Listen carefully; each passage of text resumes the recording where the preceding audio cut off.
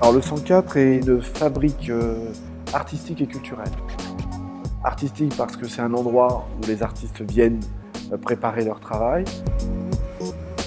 C'est un endroit où les artistes viennent présenter leur travail au public. Et culturel parce que les modalités, les manières dont on présente ces artistes au public, les manières sont adaptées, les formes sont adaptées au type de public et adaptées aussi et surtout aux œuvres d'art.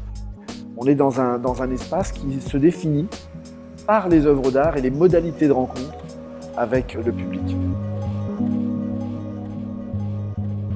Si on pouvait découper sur un axe temps comme ça le 104 dans une activité sur un mois, vous retrouveriez des éléments que vous pouvez trouver dans plein d'autres endroits, mais différents.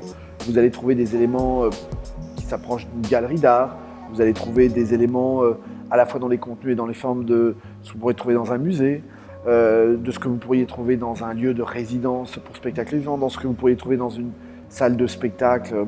Vous pourriez trouver aussi des éléments qu'on trouve dans une place publique.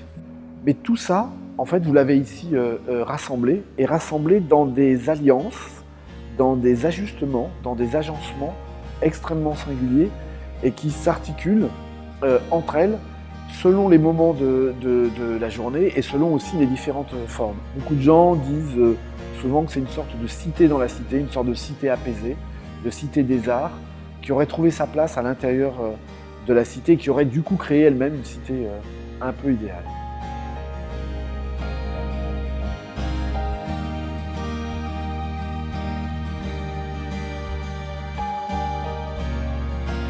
Aujourd'hui, on est à plus de 1,5 million de spectateurs visiteurs. Quasiment toutes les grandes villes veulent passer aujourd'hui au 104 pour comprendre comment nous arrivons à faire cet alliage et cette rencontre entre une population qui semble avoir investi le lieu en même temps que nous avons des artistes de renommée internationale qui trouvent ici un endroit de travail et de présentation de leur travail. Et donc on a énormément de délégations qui viennent nous visiter, qui aujourd'hui nous demandent de pouvoir développer la même chose dans leur ville.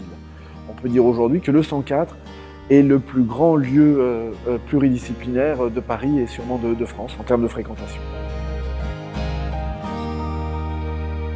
Il y a là où le 104 est prescripteur, c'est-à-dire où nous proposons des programmations en direct d'artistes qui viennent travailler ici et qui sont présentés après.